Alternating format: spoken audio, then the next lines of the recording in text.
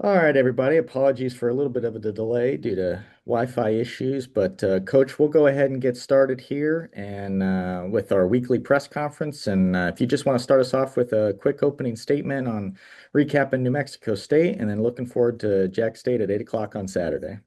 Yeah, hard fought victory for our guys, coaches, and staff.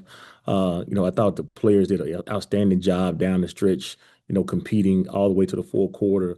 The grit, the determination that you have to win games in the fourth quarter with in this league, they exhibited it on this past Saturday. From an offensive standpoint, we have to be better from an offensive standpoint, just running the football down the stretch.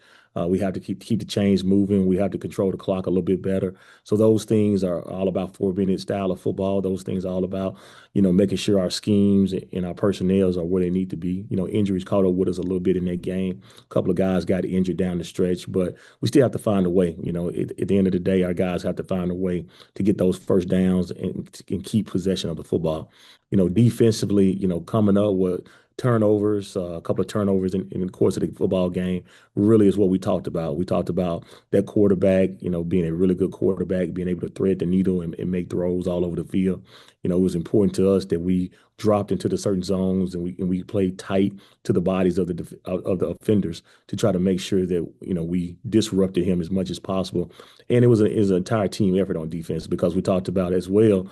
Defensive front, our defensive line, I think they had about 6 sacks or so disrupting the line of scrimmage, creating havoc throughout the entire course of the game on the defensive line.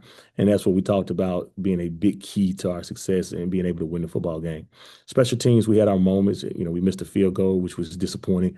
But also, too, we kicked a couple of touchbacks, and Josh Hewitt, again, did an outstanding job of punting the football and making them go the length of the field. So overall, all phases of the football team showed up. We just have to be better in doing that last 8 to 10 minutes of the football game, making sure we close it the right way. With that, I open up for any questions. Kai?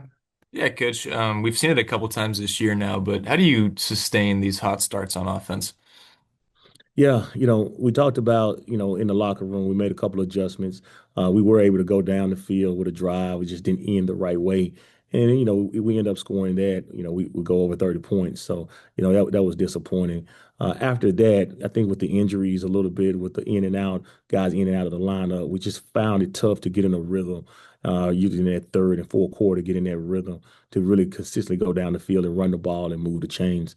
We felt like passing the football. We were a little bit off the other night, so we wanted to try to put the ball on the ground. Wasn't having as much success consistently as we would have liked to have that middle of the third to the fourth quarter. So what we have to do is just make sure we continue to add some volume to our game plan and to our call sheet, continue to show the teams different looks and different pictures, which presents hopefully some more issues for our opponent. But at the end of the day, it's all about execution. It's still all about what our guys feel comfortable doing, and they have to make it up in their mind that they're going to be where they're supposed to be when they're supposed to be, and find a way to get those yards, those tough yards down the stretch when you need them. Coach, JT got in the game on Saturday after what looked like a pretty bad injury the previous week. What does that say about not only his toughness and how's he feeling now post game? Yeah, you're talking about a senior that's going to find a way to compete and play every single game. JT Pennington is a warrior. I've been really impressed with him from the moment I met him. He was one of the guys that I said, I hope he doesn't go into portal because I really would like to keep him from his mindset, from his demeanor. He loves KSU football. So, I never had any doubt. If he can walk, he's going to probably be on the field finding a way to play in a football game here. Coach, we haven't seen Daniel Kinney since earlier in the season. Is that still an injury related thing, or has Britain just sort of taken back that number one spot? Yeah, until Kenny proves to us that, he can be 100% healthy and finish a week of practice, our trust level just can't be very high in him to go out there and compete at a high level and give us a chance to win a football game. So it's still the same thought process, until he, completes an entire week of practice and feel good on that Saturday. We can't put him in that situation. There's too many people that's been invested in what we're doing to ask him to go out there and kick and not be 100%.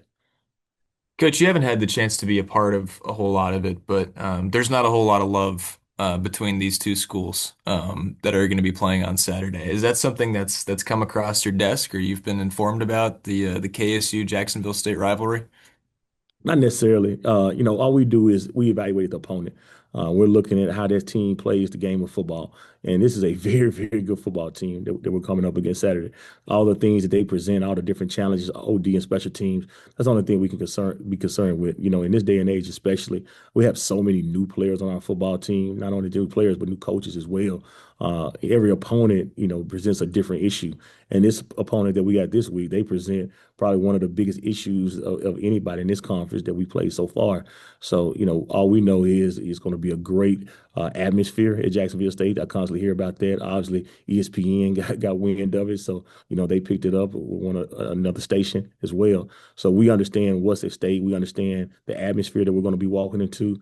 And, you put yourself in a position to go out there and compete for playing meaningful football late in November. And that's what these guys have worked for the entire year. So we're excited about the opportunity to go down there.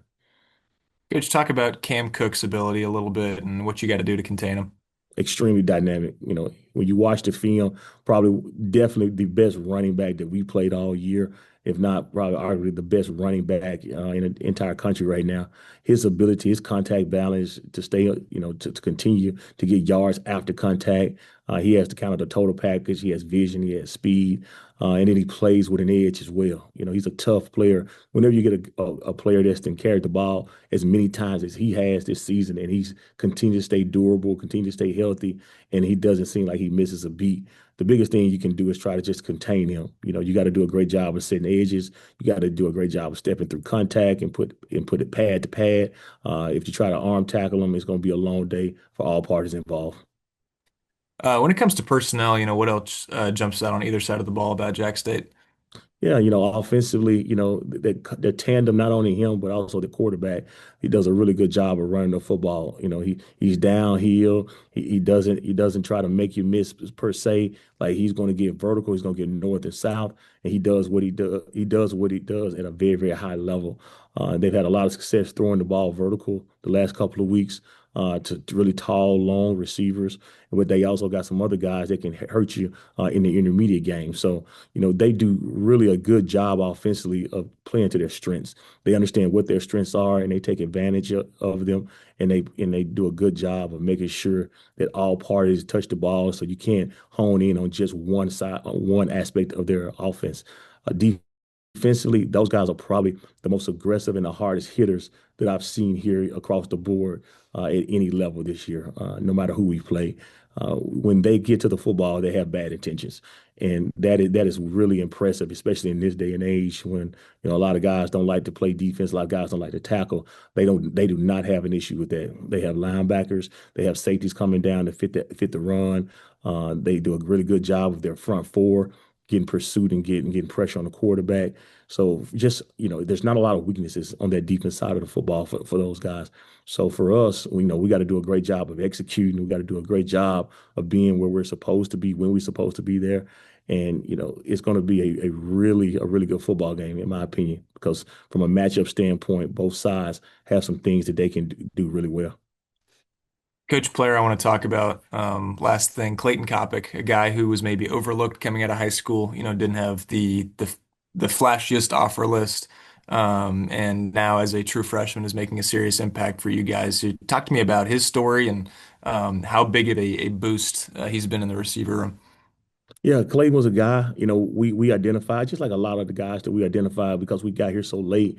We had to do a good job of diving into the film and evaluating the film and then getting the young man on campus and kind of seeing, exactly what he brought to the table. Coach Whitlow had a previous relationship with him. He recruited him in West Georgia. So when he got hired here, he brought him to the table. And we all agreed, Clayton is a really dynamic with the ball in his hand.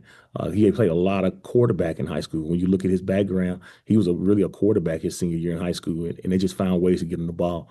He's very slim built, but he didn't take a lot of hits. He's tough. He's got the right mental makeup to play this position at a high level. And, he's a lot of times, you worry about freshmen being smart enough and having enough football IQ to come in here and really play the game at a high level. I mean, Clayton got here in late May, early June, started to learn the system, and we knew he was going to have a chance probably by mid-season to really step into a role an increased role, and that is what has happened. So, like, we didn't treat that any different than a lot of the players that we have that we brought in. We evaluated them, we developed them, and now you see, all those things are paying off. But kudos to him and Coach Whitlow in the receiver room.